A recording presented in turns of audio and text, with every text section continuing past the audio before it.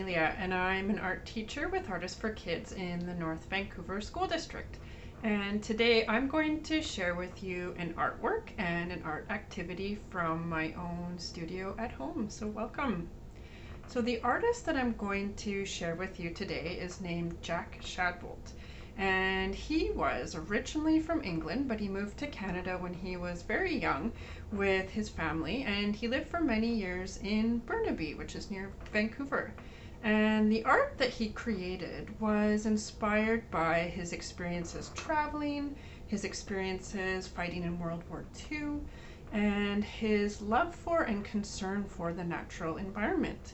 And he created paintings, also murals, and often his artwork was quite abstract, which means it wasn't really realistic. Instead, he focused on representing color and pattern and texture.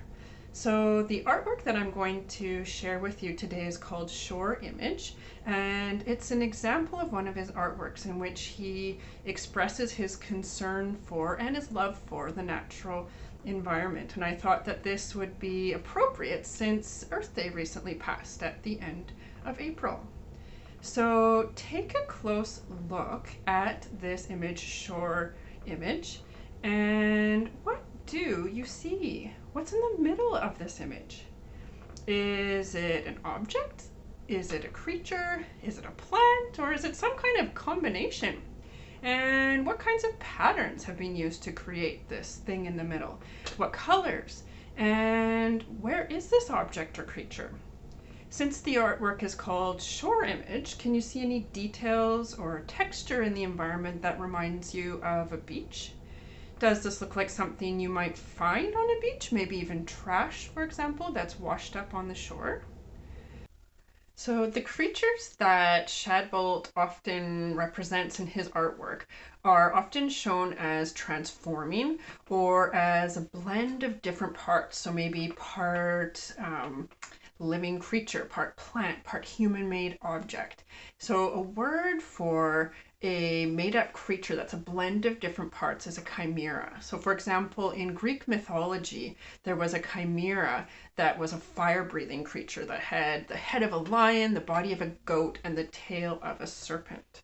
So perhaps this object in Jack Shadbolt's print, Shore Image, is an example of some kind of abstract chimera. And so inspired by this artwork by Jack Shadbolt, I'm going to show you today how to make your own abstract chimera in the form of a paper sculpture. And now to create this project, you'll need a couple simple materials. Firstly, you'll need a piece of paper. I have mine taped on the board here behind me. And I'm going to use a pretty big piece of paper. It's also pretty thick, like the thickness of poster board or cardstock. So mine's 20 inches by 13 inches. But if you have something smaller, you can use that as well. You will also need something to add color with. I'm going to use oil pastels, but if you have crayons or markers, you can use that as well. You will need a pencil, scissors. You'll also need some tape or a stapler, and you could also use string optionally, and you may also be able to use a sheet or a big piece of fabric or a large piece of paper, but I will explain more about that later. So to begin our project today, let's look closely again at Shore Image by Jack Shadbolt, and let's pay attention to the kinds of colors that he uses to create his chimera.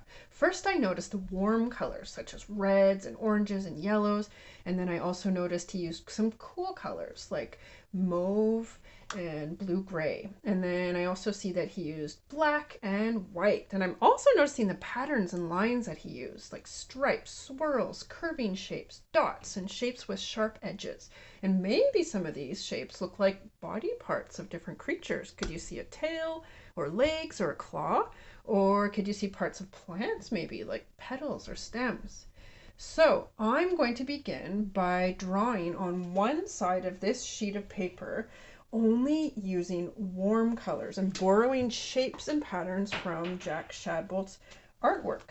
So I'm going to start by making some long curving shapes like I see in his art. And I'm using oil pastel to do this. And see, I'm adding some bold stripes to this curving shape. Maybe it kind of looks like a tail of some sort, or a stem, a part of a flower.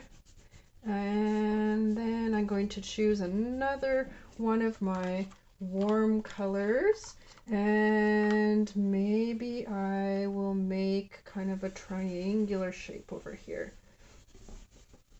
and fill that in with some warm brown. And maybe I'll bring in some yellow. And I want to fill in much of my piece of paper. I could add in, or I could leave in some white spaces, but for the most part, I want to fill my space with shapes and colors that I borrow from Jack Shadbolt's artwork. So this one maybe could remind us of a petal, or maybe the ear of an animal. Maybe I'll bring in more of his bold stripes for the other half of this shape. So I'll keep going with warm colors on this side of my paper until it is almost all filled up. And you can see here, I have worked on another sheet of paper where I really took my time and filled the whole space with different warm colors and shapes and patterns that I observed in Jack Shadbolt's artwork. So on my other side of my paper, I'm going to now draw some shapes and patterns using some of the cool colors that I observed in Jack Shadbolt's artwork. So I've got this kind of sharp, pointy shape with a curved edge that I'll fill with a light blue, a cool blue. And I noticed a lot of bold black stripes in short image. So I'm going to include some of those in this artwork here. They kind of reminded me of zebra stripes. And sometimes they went in different directions. And he created lines of different widths. Some were thick, some were much thinner, like that. Maybe I'll create some spots or dots like he did. Some more sort of curving shapes. Maybe it looks sort of like a drop. And I'll keep going until I've filled in most of my white space.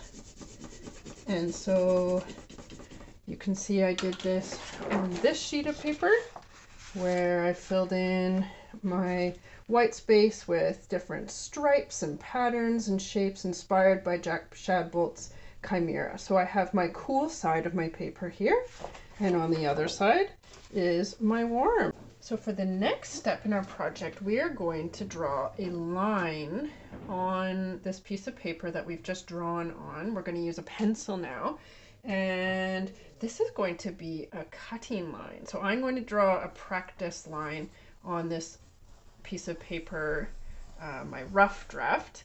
And so we want our line to start on the edge of the paper over here, and it's going to end over on this side, in from the edge. So I'm going to make some interesting kind of pointy parts to my line, some curves, and it's going to come back and forth in kind of a path on my piece of paper. I don't want to make it too detailed because I have to cut this line afterwards. Here's an example of a cutting line. So now I'm going to do it on my good copy. So I'm going to tape up my good copy here so you can see the warm side. And again, my line's going to start right on the edge of the piece of paper here and end over here, just in from the edge. So let's do this again. So here's my line, kind of curving, having some sharp pointy parts back and forth on my piece of paper.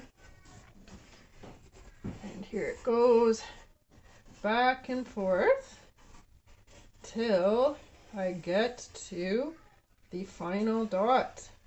And next I will cut. So now that you've drawn a line on your piece of paper, it's time to cut along it. So I'm going to start cutting on the edge where my line hits the side of my paper. So I'll take my scissors and start cutting in carefully along that line that I drew that had all sorts of curves and jagged parts. And so I'll move right through my paper like this, and you're going to see you end up with this long piece of paper with all sorts of funny parts sticking out. And this is what we will turn into our sculpture.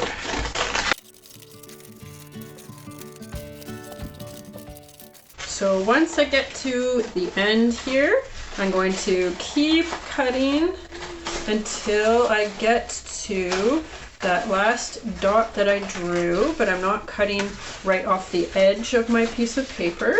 I'm just cutting to the dot that was just in from the edge. And here I am left with this interesting long piece of paper. So this is what I'm now going to turn into a sculpture. And the way that I'm going to do that is I'm going to twist it around itself. And you can really play around for quite a while with this, figuring out different ways that you can twist up these different pieces. And you might not like it the first time that you twist it up. And the cool thing is you could just take it apart and try again. So I have a stapler and some tape. I'm going to use a stapler because I think that's going to be a bit easier for me, but tape would work as well. And once I get it into some shapes that I find interesting, I'm going to just staple it together and start creating this sculpture. So let's see. Interesting to see how the cool parts and the warm parts start to blend together. And I'll bring this side around over here, maybe tuck parts into other parts to make interesting shapes. And I'm going to curve this one up over here, staple it in place. And let's see, maybe these last two pieces will curve up together. And then there's my sculpture. So once you've finished your sculpture, take a look at it. And what kind of interesting shapes have you created? What different ways can you view your sculpture? And when you hold it up, can you see the warm parts and the cool parts? And do any of these parts remind you of the chimera in Shore Image? Do they have any parts that remind you of animals or plants or maybe garbage or machines? So one way that you could display your finished sculpture is by hanging it. So this is another sculpture that I made, and I simply made a little hole in one part of it and attached a string, and now I could hang it somewhere in my house. I could also create a habitat or an environment for my sculpture. And here you can see how I did that with some crinkly blue fabric that reminded me of the texture of water. And I placed my sculpture in this scene and put a few little objects around it. And here you can see how I just did that by taping the fabric onto my wall and then zooming in and taking a picture. So you could think about, what is the backstory of your chimera? What's its name? Where does it live? And And you could also make more sculptures, maybe with your family members, and you could even join them together. So for example, I could join these together. This one has this extra little piece like that. I could take it and use it to wrap around one part of my other sculpture and connect the two together. You could make one giant sculpture in your house and hang them together if you wish. So Jack Shadbolt shows us how we can use art to communicate about things that we really care about, even in a really abstract way. So for him, that was the natural environment. And he loved the natural environment and was concerned about the ways that humans were and are impacting it. So we would absolutely love to see the art that you make this week. And you could share pictures with us on Instagram using the hashtag AFKFromHome. Thank you so much for joining me, and please tune in the coming weeks for more art activities and videos from Artists for Kids.